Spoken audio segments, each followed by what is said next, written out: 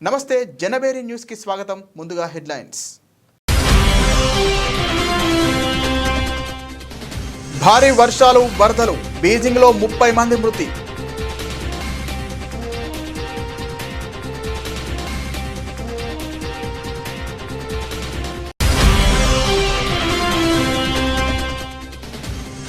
నేడు రాజ్యసభలో ఆపరేషన్ సింధూర్ పై చర్చ. మధ్యాహ్నం 2 గంటలకు ప్రసంగించనున్న రక్షణ మంత్రి.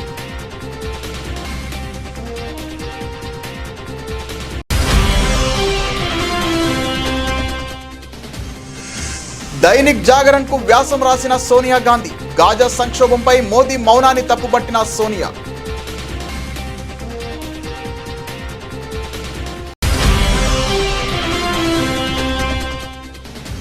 నలభై 42% బీసీ రిజర్వేషన్లు, తెలంగాణ కేబినెట్ కీలక నిర్ణయం.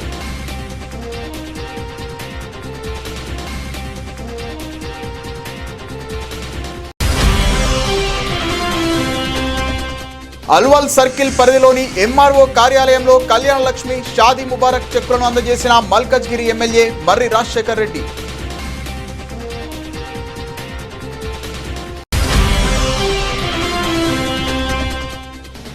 తెలంగాణలో బీజేపీ కాంగ్రెస్ పార్టీలు కుమ్మక్కయ్యాయని స్పష్టమవుతోంది. బీఆర్ఎస్ మాజీ ఎమ్మెల్యే గాదర్ కిషోర్.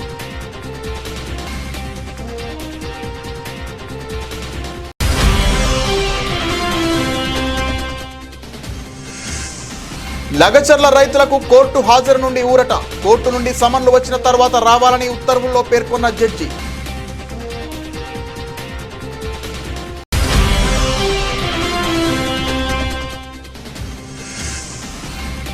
రాష్ట్రంలో ఎంఆర్ఓ హబ్కు సహకరించండి. ఎయిర్ బస్ కు మంత్రి లోకేష్ ఆహ్వానం.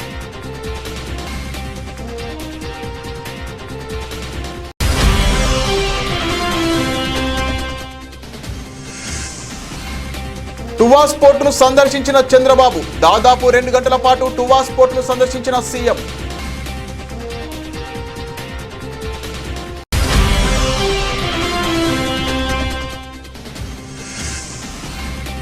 ప్రభుత్వాన్ని ప్రశ్నిస్తే అక్రమ కేసుల, మాజీ ఎమ్మెల్యే బాల్కసుమన్ ఫైర్.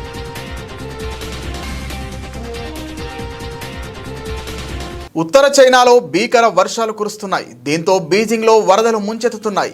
గత వారం రోజుల నుండి వర్షాల వల్ల 30 మంది మృతి చెందారని అధికారులు పేర్కొన్నారు.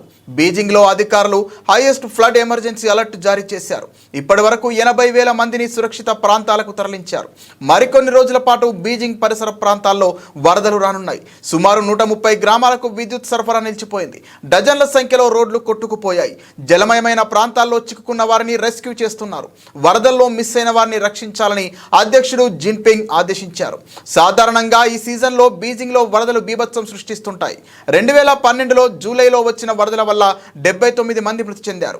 రికవరీ చర్యల కోసం చైనా ప్రభుత్వం ఇప్పటికే 200 మిలియన్ల యువాన్ల నిధిని కేటాయించింది. డ్యామేజ్ అయిన రోడ్డు, నీటి కేంద్రాలు, వైద్యం, మౌలిక సదుపాయాల కోసం ఖర్చు చేయనున్నారు. మియున్ మజియా విమానాశ్రయం నుంచి వరద బాధితుల కోసం ఆహార పదార్థాలను తీసుకెళ్లారు. లైఫ్ జాకెట్లను అందిస్తున్నారు. సాధారణంగా ఈ సీజన్లో బీజింగ్లో వరదలు బీభత్సం సృష్టిస్తుంటాయి. 2012లో జూలైలో వచ్చిన వరదల వల్ల 79 మంది మృతి చెందారు. పహల్గామ్ ఉగ్రదాడికి ప్రతీకారంగా భారత్ చేపట్టిన ఆపరేషన్ సింధూర్ పై నేడు రాజ్యసభలో చర్చ జరగనున్న విషయం తెలిసిందే. మధ్యాహ్నం 2 గంటలకు ఎగువ సభలో రక్షణ మంత్రి రాజ్నాథ్ సింగ్ ప్రసంగించనున్నారు. ఆపరేషన్ సింధూర్ పై చర్చకు 16 గంటల చొప్పున ఉభయ సభలకు సమయం కేటాయించిన విషయం తెలిసిందే. ఇక దీనిపై చర్చ లోక్సభలో నిన్న ప్రారంభమైన విషయం తెలిసిందే. సోమవారం మధ్యాహ్నం 2 గంటలకు దిగువ సభలో సింధూర్ పై చర్చను రాజ్నాథ్ సింగ్ ప్రారంభించిన విషయం తెలిసిందే. ఇవాళ వరుసగా 2వ రోజు దిగువ సభలో సింధూర్ పై చర్చ కొనసాగుతోంది. ఆపరేషన్ సింధూర్ పై చర్చలో భాగంగా ఉభయ సభల్లో సభ్యులు పహల్గామ్ ఉగ్రదాడి ప్రతిగా సైన్యం తీసుకున్న చర్యలు, భారత విదేశాంగ విధానం, రక్షణ విధానం తదితర అంశాలపై చర్చించనున్నారు. కాగా ఈ ఏడాది ఏప్రిల్ 22న పాకిస్తాన్ ప్రేరేపిత ఉగ్రవాదులు 4 జమ్మూ కాశ్మీర్లోని పహల్గామ్లో మారణ హోమానికి పాల్పడ్డారు. మహిళలు, పిల్లలను వదిలేసి పురుష పర్యాటకులే లక్ష్యంగా ఒక్కసారిగా కాల్పులకు పాల్పడ్డారు. ఆ కాల్పుల్లో 26 మంది ప్రాణాలు కోల్పోయారు. వారిలో 25 మంది భారత పౌరులు కాగా ఒక నేపాలి ఉన్నారు. ఈ ఉగ్రదాడికి ప్రతీకారంగా భారత్ ఆపరేషన్ సింధూర్ పేరుతో పాక్ పై విరుచుకుపడింది. అర్ధరాత్రి మెరుపు దాడి చేసి ఏకంగా 9 ఉగ్రవాద స్థావరాలను ధ్వంసం చేసింది. గాజాలో ఇజ్రాయెల్ సైనిక చర్యలపై కాంగ్రెస్ పార్లమెంటరీ పార్టీ నాయకురాలు సోనియా గాంధీ తీవ్ర స్థాయిలో మండిపడ్డారు. ప్రధానమంత్రి నరేంద్ర మోదీ ఈ సంక్షోభంపై నీచమైన మౌనం వహిస్తున్నారని ఆమె ఆరోపించారు. గాజా ప్రజలకు మద్దతుగా భారతదేశం స్పష్టమైన ధైర్యవంతమైన వైఖరిని తీసుకోవాలని ఆమె పిలుపునిచ్చారు. సోమవారం దైనిక్ జాగరణలో ప్రచురితమైన ఆమె వ్యాసంలో ఈ మేరకు పేర్కొన్నారు. గాజా సంకట్ పర్ మూక్ దర్శక్ మోదీ సర్కార్ అనే శీర్షికతో ప్రచురితమైన తన వ్యాసంలో సోనియా గాంధీ ఇజ్రాయెల్ చర్యలను బార్బరిక్ జెనోసైడ్ గా అభివర్ణించారు. గాజాలో ఇజ్రాయెల్ డిఫెన్స్ ఫోర్సెస్ విధించిన సైనిక నిర్బంధం, ఔషధాలు, ఆహారం, ఇంధన సరఫరాను క్రూరంగా నిరోధించడం మానవత్వానికి వ్యతిరేకమైన నేరమని ఆమె ఆరోపించారు. గాజా సంక్షోభంపై ప్రధానమంత్రి మోదీ స్పష్టమైన వైఖరి తీసుకోకపోవడం రాజ్యాంగ విలువలకు ద్రోహమని ఆమె తీవ్రంగా విమర్శించారు. 2023 అక్టోబర్ 7న ఇజ్రాయెల్పై హమాస్ జరిపిన దాడులు, ఇజ్రాయేలీ బందీలపై కొనసాగుతున్న చర్యలను తాను ఏమీ సమర్థించబోనని సోనియా స్పష్టం చేశారు. అయితే ఇజ్రాయెల్ ప్రభుత్వం గాజా పౌరులపై చేపట్టిన ప్రతీకార చర్యలు అత్యంత దారుణమైనవి, నేరపూరితమైనవని ఆమె ఆరోపించారు.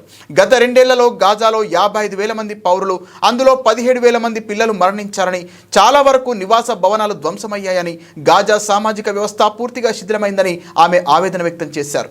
1974లో ఇందిరాగాంధీ నాయకత్వంలో పాలస్తీన్ లిబరేషన్ ఆర్గనైజేషన్ను పాలస్తీనియన్ ప్రజల ఏకైక చట్టబద్ధమైన ప్రతినిధిగా గుర్తించిన మొదటి అరబేతర దేశంగా భారత్ నిలిచిందని సోనియా గుర్తు చేశారు. 1988లో పాలస్తీన్ దేశాన్ని అధికారికంగా గుర్తించిన మొదటి దేశాలలో భారతదేశం ఒకటని ఆమె పేర్కొన్నారు. గ్లోబల్ సౌత్ దేశాలు మరోసారి భారతదేశం నాయకత్వం కోసం ఎదురు చూస్తున్నాయని, మోదీ స్పష్టంగా, ధైర్యంగా, సూటిగా మాట్లాడాలని సోనియా కోరారు. ముఖ్యమంత్రి రేవంత్ రెడ్డి అధ్యక్షతన సచివాలయంలో జరిగిన మంత్రివర్గ సమావేశంలో పలు కీలక నిర్ణయాలు తీసుకున్నారు. ముఖ్యంగా బీసీలకు 42% రిజర్వేషన్ల కోసం ఢిల్లీకి వెళ్లనున్నట్లు మంత్రి పొన్నం ప్రభాకర్ తెలిపారు. మంత్రివర్గ సమావేశం అనంతరం ఆయన మీడియాతో మాట్లాడుతూ రిజర్వేషన్లకు శాసనసభలో ఆమోదం తెలిపిన బీజేపీ ఢిల్లీలో అడ్డుకుంటుందని ఆరోపించారు. ఆగస్టు 5, 6, 7 తేదీలలో రాష్ట్రపతి అపాయింట్మెంట్ కోరామని, బీసీలకు 42% రిజర్వేషన్ కోరేవారందరూ తమతో కలిసి ఢిల్లీకి రావాలని పిలుపునిచ్చారు. బీజేపీ, బీఆర్ఎస్ సహా రాష్ట్రంలోని అన్ని పార్టీలలో ఉన్న బీసీ నాయకులు బీసీ రిజర్వేషన్ల కోసం సహకరించాలని కోరారు. న్యాయపరమైన చిక్కులు లేకుండా రాష్ట్రంలో కులగణన చేశామని అన్నారు. ఎన్నికలు ఆలస్యమైతే స్థానిక సంస్థల నిధులకు చాలా ఇబ్బంది అవుతోందని ఆయన పేర్కొన్నారు. ముఖ్యమంత్రి గారు కేబినెట్ కూడా నిర్ణయం చేసినాం. ఆగస్టు 5, 6, 7 3 రోజులు గౌరవ ముఖ్యమంత్రి గారు అపాయింట్మెంట్ అడుగుతా ఉన్నారు. గౌరవ పార్లమెంటు ప్రతిపక్ష నాయకులు అపాయింట్మెంట్ అడుగుతారు. గౌరవ రాజ్యసభ ప్రతిపక్ష నాయకుడు కూడా రాష్ట్రపతి గారు అపాయింట్మెంట్ అడిగి దేశంలో ఉన్నటువంటి కాంగ్రెస్ పార్టీ మిత్రపక్షాలతో సహా 100 మంది ఎంపీల పైన, రాజ్యసభ సభ్యులతో సహా తెలంగాణలో ఉన్నటువంటి ప్రతి శాసనసభ్యుడు, శాసనమండలి సభ్యుడు, ఎంపీలు, మంత్రులందరం కూడా 5, 6, 7 ఢిల్లీకి వెళ్తా ఉన్నాం. తెలంగాణలో ఉన్నటువంటి బీసీ మేధావులు, బీసీల నాయకులు, కుల సంఘాల నాయకులు ఆనాడు ఏ జాయింట్ యాక్షన్ కమిటీ వేసుకొని తెలంగాణ ఉద్యమం కొరకు పోరాడినో ఇవాళ ఇది ఒక కీలకమైనటువంటి దశ. గ్రామీణ ప్రాంతాల్లో మనకు వచ్చేటువంటి 42% రిజర్వేషన్ కాపాడుకోవడానికి, అమలు చేసుకోవడానికి ఒక అవకాశాన్ని వినియోగించుకునే బాధ్యత క్షేత్రస్థాయిలో ఉన్నటువంటి అన్ని కుల సంఘాలది, బీసీ సంఘాలది, బీసీ మేధావులది. మా చిత్తశుద్ధితో మేము ఉన్నాం. ఎక్కడ కూడా 1% డివేట్ కాకుండా మా ముఖ్యమంత్రి గారు అనేక సందర్భాల్లో ఎన్ని విమర్శలు వచ్చినా, ఎవరిని చెప్పినా, ఉప ముఖ్యమంత్రి గారు, సబ్ కమిటీ చైర్మన్, పిసిసి అధ్యక్షులు అందరూ కూడా టోటల్ క్యాబినెట్ మా నాయకత్వం రాహుల్ గాంధీ గారు మాట ఇచ్చినారు, దాన్ని అమలు చేయాలని. అల్వాల్ సర్కిల్ పరిధిలోని ఎంఆర్ఓ కార్యాలయంలో కళ్యాణలక్ష్మి, షాదీ ముబారక్ చెక్కులను అందజేసిన మల్కజ్గిరి ఎమ్మెల్యే మర్రి రాజశేఖర్ రెడ్డి. ఈ సందర్భంగా ఎమ్మెల్యే మాట్లాడుతూ బీఆర్ఎస్ ప్రభుత్వం ప్రవేశపెట్టిన కళ్యాణలక్ష్మి, షాదీ ముబారక్ చెక్కుల పథకాన్ని కాంగ్రెస్ ప్రభుత్వం ప్రజలకు అందజేయడం సంతోషకరమని, కాంగ్రెస్ ప్రభుత్వం ఇచ్చిన హామీ తులం బంగారం కూడా కళ్యాణలక్ష్మిలో, షాదీ ముబారక్లో చేర్చి ప్రజలకు అందించే ప్రయత్నం చేయాలని ఎమ్మెల్యే మర్రి రాజశేఖర్ రెడ్డి కోరారు. ఈ కార్యక్రమంలో స్థానిక కార్పొరేటర్లు, బీఆర్ఎస్ పార్టీ నాయకులు, కార్యకర్తలు తదితరులు పాల్గొన్నారు. అల్వాల్ మండల కార్యాలయంలో పెద్ద ఎత్తున జరుగుతుంది. సుమారు 64 చెక్కులు లబ్ధిదారులకు అందజేయడం జరిగింది. ఇక్కడికి పెద్ద ఎత్తున పార్టీ కార్యకర్తలు, లీడర్లు, అదేవిధంగా 134 డివిజన్ కార్పొరేటర్ శాంతి శ్రీనివాస్ రెడ్డి గారు మరియు 135 డివిజన్ మా సబితక్క గారు ఇక్కడికి వచ్చారు. వీళ్ళందరి సమక్షంలో ఈ చెక్కులను లబ్దిదారులకు ఇవ్వడం జరిగింది. ఇది కేసీఆర్ గారు ఆయన ముఖ్యమంత్రిగా ఉన్నప్పుడు ఇవాళ ప్రతి ఒక్క ఆడబిడ్డ వాళ్ళ బిడ్డల పెళ్లిళ్ళు చేయాలనుకున్నప్పుడు ఇబ్బంది పడొద్దు అనే ఉద్దేశంతో దీన్ని ప్రవేశపెట్టి దీన్ని ముందుకు తీసుకుపోతున్న తరుణంలో అదేవిధంగా ఇప్పుడు వచ్చిన కాంగ్రెస్ ప్రభుత్వం కూడా దీన్ని ముందుకు తీసుకుపోతున్నందుకు సంతోషంగా ఉంది. వాళ్ళు చెప్పినట్టు కూడా కాంగ్రెస్ ప్రభుత్వం అధికారంలోకి వచ్చేందుకు ప్రజలకు ఒక హామీ ఇవ్వడం జరిగింది.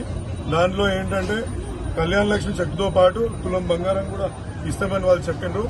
దయచేసి ముఖ్యమంత్రి గారిని విన్నవించుకుంటున్నా, దయచేసి ఆ తులం బంగారం కూడా ఈ యొక్క ఆడబిడ్డలకు మనం కల్పించగలిగితే అది పుణ్యం అవుతుందని చెప్పేసి నేను వాళ్ళకు కూడా తెలియజేసుకుంటూ అందరికీ ప్రత్యేకంగా ఈ యొక్క మీటింగ్ ని అద్భుతంగా ఆర్గనైజ్ చేసిన మా ఎంఆర్ఓ గారికి కూడా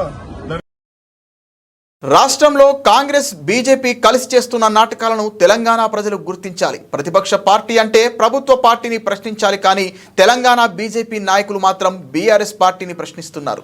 గోదావరి జలాల గురించి ఒక్క కాంగ్రెస్ ఎంపీ మాట్లాడు, ఒక్క బీజేపీ ఎంపీ మాట్లాడు. బండి సంజయ్కి ఎలాగో చదువు రాదు కాబట్టి స్పందించాడు. తెలంగాణలో బీజేపీ కాంగ్రెస్ పార్టీలు కుమ్మక్కయ్యాయని స్పష్టమవుతోంది. సీఎం రమేష్ ఇంకోసారి పిచ్చి పిచ్చిగా మాట్లాడితే నీ తోడకలు తీస్తాం. సీఎం రమేష్ అనేటోడు ఒక బ్రోకర్ గాడు. కేటీఆర్ గారి గురించి మాట్లాడితే నువ్వు హైదరాబాద్ వచ్చినప్పుడు నీ తోడ్కలు తీస్తా, చంద్రబాబు బూట్టు నాక్కుంటా, బీజేపీ అధికారంలోకి రాగానే నన్ను ఎక్కడ జైల్లో పెడతారో అని భయపడి మోదీ సంకల కూసున్న ఒక బ్రోకర్ గాడు కేటీఆర్ గురించి మాట్లాడుతున్నాడని బీఆర్ఎస్ మాజీ ఎమ్మెల్యే గాదర్ కిషోర్ మండిపడ్డారు. మనం ఒకటే ఆలోచన చేయాలి. ఎక్కడైనా సరే ఒక ప్రభుత్వ పక్షం ఉండి ప్రతిపక్షం ఉంటే ప్రతిపక్ష పార్టీలు కలిసి ప్రభుత్వాన్ని ప్రశ్నిస్తాయి. ఈరోజు బీజేపీ ప్రతిపక్షంలో ఉండి రాష్ట్రంలో ఒక ప్రతిపక్షం గురించి మాట్లాడుతుంది. కేసీఆర్ గారి గురించి, కేటీఆర్ గారి గురించి, బీఆర్ఎస్ పార్టీ గురించి. ఇప్పటి వరకు కాంగ్రెస్ పార్టీ గురించి మాట్లాడరు. అంటే ఏంది ఒప్పందం? గోదావరి జలాల గురించి ఒక మాట బీజేపీ ఎంపీలు మాట్లాడరు, కాంగ్రెస్ ఎంపీలు మాట్లాడరు, నా కిషన్ రెడ్డి మాట్లాడాడు, నా బండి సంజయ్ మాట్లాడు. సంజయ్ గడ్డ చదివేరా, దానికి ఎక్కడ పోతుందో తెలియదు కాబట్టి ఆయన మాట్లాడు. సో దీన్ని ప్రశ్నించాల్సింది వదిలిపెట్టి బీఆర్ఎస్ని ప్రశ్నిస్తున్న అంటేనే మీరు ప్రజల పక్షాన లేరు, ప్రభుత్వాలు రెండు కుమ్మక్క అయిపోయినటువంటి విషయం స్పష్టమవుతున్నది. తస్మాత్ జాగ్రత్త ప్రజల గుర్తుంచుకోరి. దొంగతనంగా గోదావరి జలాలను ఎవరు తరలించకపోయినా ప్రశ్నిద్దాం. రేపు వచ్చే స్థానిక సంస్థల ఎన్నికలలో బీఆర్ఎస్ పార్టీకి పట్టం కట్టి మీరు ప్రశ్నించే పద్ధతిని ఎవరైతే ఉన్నారో ముందుకు సాగుతున్నారో వారికి మద్దతుగా నిలబడండి అని చెప్పి తెలియజేస్తా ఉన్నాం.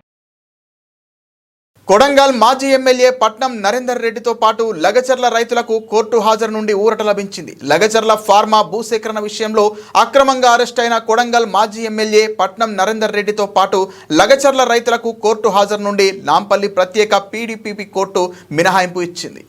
పొలాలకు వెళ్లాల్సిన రైతులు కోర్టుకు రావాల్సి వస్తోందని, దినసరి పనుల నిమిత్తం హాజరు నుండి మినహాయింపు ఇవ్వాలని లాయర్ వాదనలతో మినహాయింపు తీర్పునిచ్చారు. కోర్టు నుండి సమన్లు వచ్చిన తర్వాత రావాలని ఉత్తర్వులో జడ్జి పేర్కొన్నారు. క్రైమ్ నెంబర్ 153కి సంబంధించి బొమ్రా స్టేట్ పోలీసులు అక్రమంగా పట్నం నరేందర్ రెడ్డి గారి మీద, అదేవిధంగా సురేష్ మీద, మిగతా రైతుల మీద అక్రమంగా నమోదు చేసినటువంటి కేసులు, అంటే ఇప్పటి వరకు బెయిల్ పొందినప్పటి నుంచి కోర్టు యొక్క కండిషన్స్ ను ఫాలో అవుతూ ప్రతి కేసుకి రైతులందరూ, నరేందర్ రెడ్డి గారితో పాటు రైతులందరూ హాజరు కావడం జరిగింది. ఈరోజు క్లియర్ గా మేము కోర్టు దృష్టికి రైతుల హాజరు నుంచి మినహించాలని రైతుల తరఫున మేము ఈరోజు వాదనలు వినిపించడం జరిగింది. క్లియర్ గా ఒక విషయం చెప్పడం జరిగింది. అంటే కాంగ్రెస్ ప్రభుత్వం వచ్చినప్పటి నుంచి అక్రమంగా కేసు పెట్టడమే కాకుండా రైతులు పొలాలలో పనులు చేసుకున్నటువంటి రైతులు, ఈ సీజన్ పొలాలలో పనులు చేసుకోవాల్సిన రైతులు కోట్ల చుట్టూ తిరుగుతున్నారు. యువరానర్, మేము హాజరు నుంచి వాళ్ళకు మినహాయింపు కావాలి అని క్లియర్ గా జడ్జి గారిని విన్నవించినప్పుడు, ఆర్గ్యుమెంట్ చేసినప్పుడు మా వాదనలు విన్న న్యాయమూర్తి, అంటే పీడీపీపీ స్పెషల్ కోర్టు న్యాయమూర్తి గారు రైతులందరికీ, నరేందర్ రెడ్డి గారితో పాటు రైతులందరికీ హాజరు నుంచి మినహాయింపు కల్పిస్తూ ఛార్జ్ షీట్ వేసిన తర్వాత సమ్మన్స్ వచ్చి సింగపూర్ పర్యటనలో భాగంగా రాష్ట్ర మంత్రి లోకేష్ పారిశ్రామిక దిగ్గజ సంస్థల ప్రతినిధులను కలిశారు. ఆంధ్రప్రదేశ్లో తమ సంస్థలను ఏర్పాటు చేయడం ద్వారా రాష్ట్ర అభివృద్ధిలో భాగస్వామ్యం కావాలని వారిని ఆహ్వానించారు.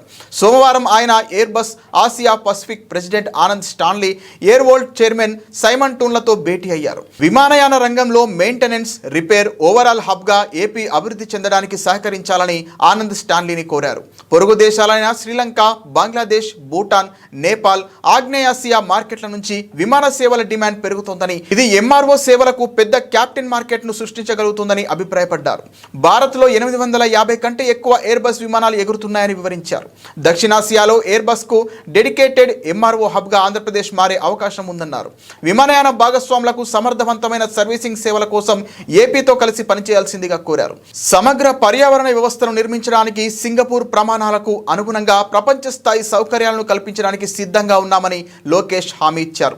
రాష్ట్రంలోని సౌకర్యాలను చూసేందుకు ఒకసారి ఏపీకి రావాలని ఆనంద్ స్టాన్లీని ఆహ్వానించారు. As a delegation, we stand in front of you to take this partnership to the next level across sectors like IT, electronics, clean energy, fintech, food processing, and compressed biogas.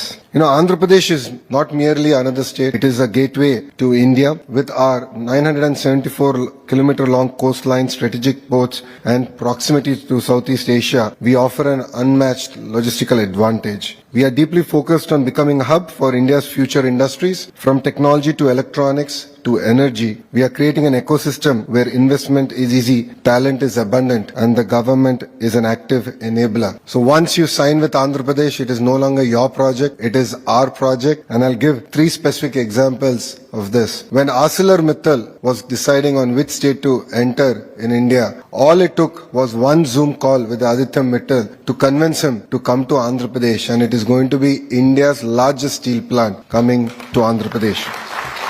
Second example, my dear friend Karan is amongst the audience. We spoke in depth about data centers, and when one of the companies actually required policies changes at the federal level, it was the Honorable Chief Minister Mr. Naidu who led that change from the front, and it will be one of the largest investments in that data center sector that India has ever seen, and we'll be announcing that soon. And a third example I like to share is in renewable energy space.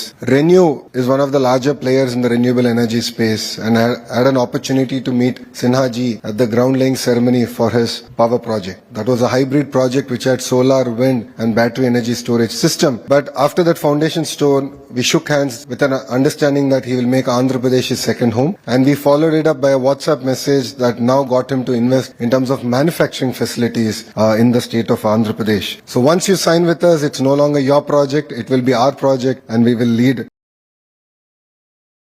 రెండో రోజు Singapore పర్యటనలో భాగంగా ముఖ్యమంత్రి చంద్రబాబు నాయుడు ఆ దేశం నిర్మిస్తున్న ప్రతిష్టాత్మక Tuas పోర్టును సందర్శించారు. ఆసియాలోనే రెండో అతిపెద్ద కంటైనర్ టెర్మినల్ పోర్టుగా టువాస్ పోర్టును సింగపూర్ ప్రభుత్వం నిర్మిస్తోంది. రాష్ట్రంలో పెద్ద ఎత్తున తీర ప్రాంతం ఉందని, తీర ప్రాంతం ఆధారంగా పెద్ద ఎత్తున పెట్టుబడులు ఆకర్షించాలని కూటమి ప్రభుత్వం ఆలోచన చేస్తోంది. దీంట్లో భాగంగా రాష్ట్రంలో పోర్టుల అభివృద్ధికి, పోర్టు ఆధారిత పరిశ్రమల ఏర్పాటుకు ప్రభుత్వం పెద్దపీట వేస్తోంది. ఈ క్రమంలో సింగపూర్ ప్రభుత్వం నిర్మిస్తున్న అతిపెద్ద టువాస్ పోర్టును సీఎం బృందం సందర్శించి అధ్యయనం చేసింది. టువాస్ పోర్టు సందర్శనలో భాగంగా port of Singapore authority regional CEO విన్సెంట్తో సీఎం చంద్రబాబు భేటీ అయ్యారు. పోర్టు నిర్మాణం మొదలుకొని పోర్టు నిర్వహణ, కార్యకలాపాలు వంటి అంశాలపై టువాస్ పోర్టు అధికారులతో చంద్రబాబు బృందం చర్చించింది. పోర్టు కార్యకలాపాల నిర్వహణలో ఎలాంటి సాంకేతిక అంశాలను ఏ విధంగా వినియోగిస్తున్నారనే అంశంపై ఆరా తీసిన చంద్రబాబు టువాస్ పోర్టులోని ఆర్టిఫిషియల్ ఇంటెలిజెన్స్తో కూడిన ఆటోమేషన్ వ్యవస్థను పరిశీలించారు. అతిపెద్ద కంటైనర్ టెర్మినల్ పోర్టు నిర్మాణానికి ఎంత ఖర్చు అయింది, ఎన్ని విడతల్లో టువాస్ పోర్టు నిర్మాణం చేపడుతున్నారనే అంశాలను సీఎం అడిగి తెలుసుకున్నారు. మొత్తంగా 1.70 లక్షల కోట్ల వ్యయంతో టువాస్ పోర్టు నిర్మాణం చేపడుతున్నట్లు పోర్టు అథారిటీ సీఈఓ విన్సెంట్ చెప్పారు. 4 విడతలుగా పోర్టును నిర్మించాలని తమ ప్రభుత్వం ప్రణాళికలు సిద్ధం చేసిందని విన్సెంట్ పేర్కొన్నారు. Today I can say very proudly, India is having so many advantages. I came to Singapore this time to straighten the record also. Recently, we had even government of Singapore, they had some unpleasant things. For all these things, it is my duty to come here to straighten the record with government of Singapore. I am very happy. Today I met minister. Even I used to quote always. I try to collect some information.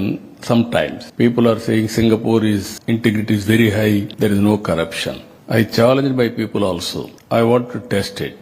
Even taxi driver you offer tip, they won't take in Singapore. That is the integrity of Singapore nation. I really appreciate. That is where I am admiring this country. Small island. If you say today, any best practices are all coming from Singapore.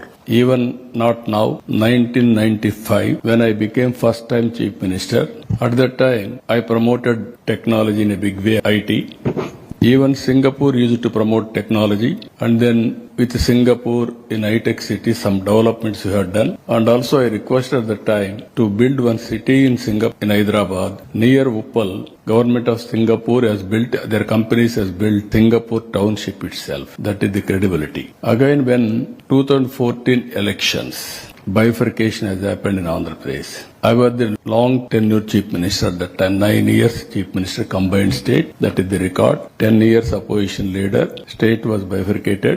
Then we didn't have any capital. I promised to the people, I am going to build city just like Singapore. That is my commitment. I will build.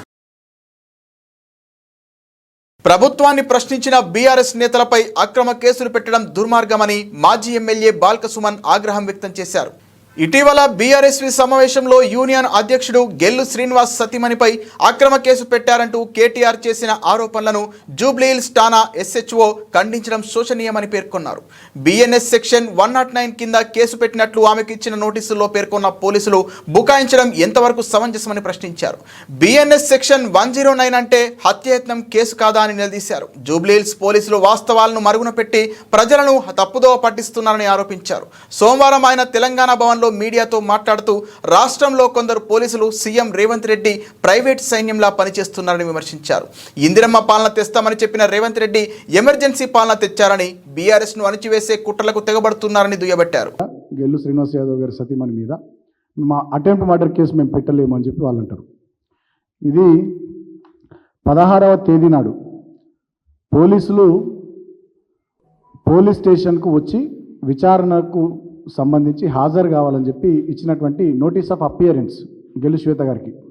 దీంట్లో చాలా క్లియర్గా వాళ్ళు ఏం చెప్పారంటే, in complaints with the orders of the honourable high court of Telangana so and so date A notice under section 35(3) BNSS was issued to you on 14/7/2025 in connection with crime number 441/2025 registered at Jubilee Hills Police Station under sections 331 subsection 5, 331 subsection 7, 109 subsection 1 ఇంకా చాలా sections దీంట్లో ఉన్నాయి, appearance నోటీస్లో ఉన్నాయి. ఇప్పుడు వాళ్ళు నిన్న release చేసినటువంటి స్టేట్మెంట్లోనేమో clarification on allegations made by Shri KT Rama Rao MLA Sircilla and BRS working president regarding police action on FIR number 441/2025 Jubilee Hills police station అని చెప్పి వాళ్ళు ఒక క్లారిఫికేషన్ రిలీజ్ చేశారు. వాళ్ళు రిలీజ్ చేసినటువంటి క్లారిఫికేషన్లో కూడా చాలా క్లియర్గా 238 BNS was invoked against Srimati Shweta. No attempt to murder charges have been applied against Srimati Shweta as she was not present at the scene of the offence and had no direct role in the act of violence అని చెప్పి నిన్న release చేసినటువంటి దాంట్లోనేమో ఈ రకంగా చెప్పారు statement. వాళ్ళు ఇచ్చినటువంటి notice for appearance దాంట్లోనేమో చాలా క్లియర్గా ఈ సెక్షన్స్ మెన్షన్ చేస్తూ చెప్పినారు. మరి 109 సెక్షన్ ఇది భారతీయ న్యాయ సంహిత 2023 బుక్. దీంట్లో చాలా క్లియర్గా 109 సెక్షన్ ఏంటంటే అటెంప్ట్ టు మర్డర్. గతంలో ఇండియన్ పోలీస్ కోడ్ 1860 యాక్ట్ ప్రకారం అప్పుడు 307 సెక్షన్ ఉండే. ఇప్పుడు ఈ భారతీయ న్యాయ సంహిత 2023 వచ్చిన తర్వాత 109 సెక్షన్ అటెంప్ట్ టు మర్డర్గా మార్చబడ్డది. కాకాని గోవర్ధన్ రెడ్డిపై కూటమి ప్రభుత్వం 17 అక్రమ కేసులను బనాయించింది. 2 మాసాలుగా వరుస ఛార్జిషీట్లు వేస్తూ కక్ష సాధింపు చర్యలు చేస్తోంది. కాకానిని పరామర్శించేందుకు నెల్లూరు వెళ్లడానికి వైఎస్ జగన్ కు హెలికాప్టర్ పర్మిషన్ ఇవ్వకుండా చంద్రబాబు ప్రభుత్వం కుట్రలు పన్నింది. చివరకు హెలికాప్టర్ పర్మిషన్ ఇచ్చినప్పటికీ దేశంలో ఎక్కడ లేని ఆంక్షలు విధిస్తోందని ఎమ్మెల్సీ పర్వతరెడ్డి చంద్రశేఖర్ రెడ్డి అన్నారు. జైలుకు పక్కనున్నటువంటి ఒక అడవిలో హెలిప్యాడ్ని చూపించి, ఇక్కడ మీరు ల్యాండ్ కావాలా, పక్కనే ఉన్నటువంటి జైల్లో గోవర్ధన్ రెడ్డి గారిని పరామర్శించి మళ్ళీ వెంటనే మీరు హెలికాప్టర్ ద్వారా తిరిగి వెళ్ళాలా అని చెప్పి ఆ రోజు చెప్పడం కూడా జరిగింది. అయితే అది ఎట్లాంటి పరిస్థితుల్లో సాధ్యం కాదు. సో పబ్లిక్ని జగన్మోహన్ రెడ్డి గారిని చూడడానికి రావడం కానీ ఇవన్నీ కూడా జరుగుతాయి. సో ఆ ప్లేస్ని కూడా 1 డే లోపల హెలిప్యాడ్ని తయారు చేయడం కూడా సాధ్యం కాదని చెప్పి ఆ రోజు నిరాకరించడం కూడా జరిగింది. అయితే ఎట్టకేళ్ళకి ఈరోజు మరి 2 దురదృష్టకరణ సంఘటనలు జరగడం కానీ, అలానే నెల్లూరులో జరుగుతున్నటువంటి పరిణామాలు కూడా విపరీతమైనటువంటి స్థాయిలో ఉండడం, వీటన్నిటిని చూసిన తర్వాత జగన్మోహన్ రెడ్డి గారు రేపు 31వ తారీఖున అంటే గురువారం రోజు నెల్లూరుకి రావాలని గోవర్ధన్ రెడ్డి గారిని ములాఖతు ద్వారా పరామర్శించి అక్కడి నుంచి ప్రసన్న కుమార్ రెడ్డి గారి ఇంటికి వచ్చి అక్కడ జరిగినటువంటి తీరుని దాన్నంతా కూడా తెలుసుకోవడం కానీ ఆ కుటుంబ సభ్యులను పరామర్శించడం కానీ చేయాలన్న ఆలోచనతో రేపు 31వ తారీఖున అంటే గురువారం రోజున ఉదయం 10 గంటలకి హెలికాప్టర్ ద్వారా రావడం కూడా జరుగుతూ ఉంది. అయితే ఈ సందర్భంగా చాలా దురదృష్టం అనే చెప్పాలా, విపరీతమైనటువంటి ఆంక్షలు నిన్నటి నుంచి అధికారులు పాపం వాళ్ళని కూడా మనం ఏం మాట్లాడడానికి లేదు, వాళ్ళకే అర్థమవుతా ఉంది వాళ్ళు చెప్పేటి సాధ్యం కాదు. ఇవి ఎక్కడా కూడా ఇప్పటికీ మన ఆంధ్ర రాష్ట్రంలో కానీ ఎక్కడా కూడా ఇటువంటి ఆంక్షలు పెట్టినటువంటి చరిత్ర ఎక్కడ కూడా ఉండదు. అయితే వారికి కూటమి ప్రభుత్వం నుంచి వచ్చినటువంటి ఒత్తిడి కారణంగా ఆ ఆంక్షలు పెట్టడం కూడా జరుగుతూ ఉంది. రాత్రి రోజున అధికారులు వచ్చి రాత్రి 10 గంటలకు పైన సమయంలో ఒక నోటీస్ ఇవ్వడానికైతే ప్రయత్నించినారు. ఇందులో ఏముంది అంటే ఈ నోటీసులో జగన్మోహన్ రెడ్డి గారితో కేవలం 3 వెహికల్స్ మాత్రమే ఉండాలా అని, అదేవిధంగా జగన్మోహన్ రెడ్డి గారు వచ్చినప్పుడు హెలిప్యాడ్ దగ్గర కానీ ములాఖత్కి వెళ్ళేటప్పుడు 10 మంది మాత్రమే జగన్మోహన్ రెడ్డి గారితో ఉండాలా అని. అలానే 3వ పాయింట్ ప్రసన్న కుమార్ రెడ్డి గారి ఇంటికి వచ్చినప్పుడు అసలు అక్కడ గ్యాదరింగే ఉండకూడదు, అంటే ఒక్కరు కూడా అక్కడ ఉండకూడదు అని. అసలు ఈ 3 సాధ్యమవుతాయా? జగన్మోహన్ రెడ్డి గారితో కేవలం 3 వెహికల్స్ మాత్రమే 3 కార్లు మాత్రమే అలో చేస్తామంటే ఎక్కడైనా మనం చూసినామా ఇట్లాంటి పరిస్థితి? అదేవిధంగా జగన్మోహన్ రెడ్డి గారు హెలిప్యాడ్లో దిగిన తర్వాత అక్కడి నుంచి ములాఖత్కి వెళ్ళేది దాకా కూడా కేవలం 10 మంది మాత్రమే ఆయనతో పాటు ఉండాలా అంటే అసలు ఏంటి మన ఆంధ్ర రాష్ట్రంలో ఏం జరుగుతూ ఉంది? ఈరోజు ప్రతి ఒక్కరు కూడా ఆశ్చర్యంగా చూస్తారు. దేశీయ పారిశ్రామిక రంగాన్ని నిస్తేజం ఆవరించింది. ఈ ఏడాది మొదలు పారిశ్రామికోత్పత్తి క్షీణిస్తుంది. మార్చి నుండి క్రమేణా పడిపోతున్న వృద్ధి రేటు గత నెల దాదాపు ఏడాది కనిష్టాన్ని తాకింది. జూన్లో 10 నెలల కనిష్ట స్థాయిని సూచిస్తూ పారిశ్రామికోత్పత్తి సూచి ఐఐపి 1.5%కే పరిమితమైందని సోమవారం విడుదలైన అధికారిక గణాంకాల్లో తేలింది. గత ఏడాది ఆగస్టు తర్వాత ఈ స్థాయిలో ఉత్పాదక వృద్ధి నమోదు కావడం ఇదే తొలిసారి. ఇక నిరుడు జూన్లో 4.9% వృద్ధిని ఐఐపి చూపింది. గనులు, విద్యుత్ రంగాల్లో ఉత్పాదకత డీలా పడింది. అయితే దేశ ఆర్థిక ప్రగతికి రథచక్రాలైన ఈ 2 రంగాల్లో మందగమనం ఇలాగే కొనసాగితే మొత్తం జీడిపి వృద్ధిని అది ప్రభావితం చేస్తోందన్న ఆందోళనలు ఇప్పుడు కనిపిస్తున్నాయి. ఏడాది క్రిందటితో పోల్చితే ఈ జూన్లో గనుల రంగంలో ఉత్పత్తి వృద్ధి రేటు 10.3% నుండి 8.7%కి తగ్గింది. ఫలితంగా విద్యుత్ ఉత్పత్తిపై పెద్ద ఎత్తునే ప్రభావం పడింది. పోయినసారి జూన్లో దేశీయ విద్యుత్ ఉత్పత్తిలో 8.6% వృద్ధి నమోదైంది. కానీ ఈ జూన్లో 2.6%గానే ఉంది. ఇప్పటికీ దేశంలో విద్యుత్ అవసరాలకు అత్యధికంగా తీరేది బొగ్గు ద్వారానే. దీంతో తగ్గిన బొగ్గు ఉత్పత్తి ప్రభావం వెంటనే విద్యుత్ తయారీపై కనిపించిందని విశ్లేషకులు పేర్కొంటున్నారు. బులెటిన్ ముగించే ముందు హెడ్లైన్స్ మరోసారి. భారీ వర్షాలు, వరదలు, బీజింగ్లో 30 మంది మృతి.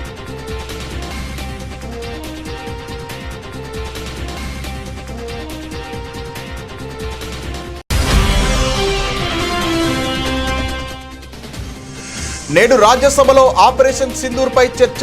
మధ్యాహ్నం 2 గంటలకు ప్రసంగించనున్న రక్షణ మంత్రి.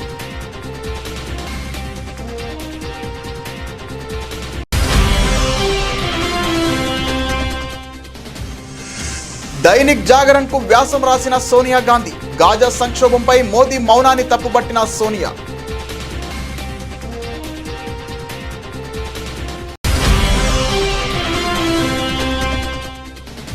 42% బీసీ రిజర్వేషన్లు. తెలంగాణ కేబినెట్ కీలక నిర్ణయం.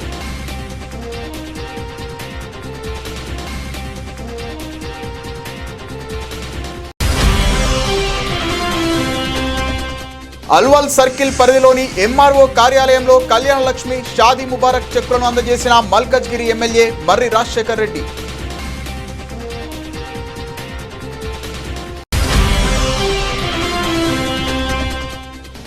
తెలంగాణలో బీజేపీ, కాంగ్రెస్ పార్టీలు కుమ్మక్కయ్యాయని స్పష్టమవుతోంది. బీఆర్ఎస్ మాజీ ఎమ్మెల్యే గాదరి కిషోర్.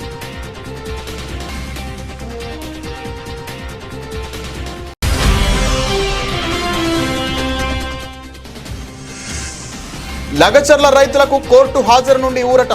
కోర్టు నుండి సమన్లు వచ్చిన తర్వాత రావాలని ఉత్తర్వుల్లో పేర్కొన్న జడ్జి.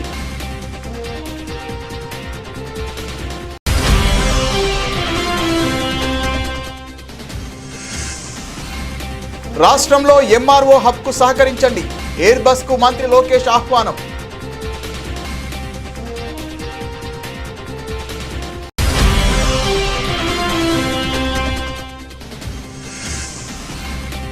టువాస్ పోర్టును సందర్శించిన చంద్రబాబు దాదాపు 2 గంటల పాటు టువాస్ పోర్టును సందర్శించిన సీఎం.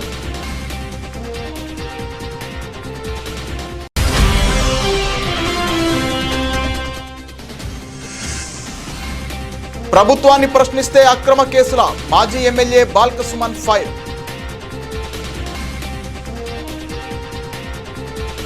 ఇది ఇవాల్టి బులెటిన్. మరిన్ని వార్తల సమాహారంతో మళ్ళీ కలుద్దాం. నమస్తే.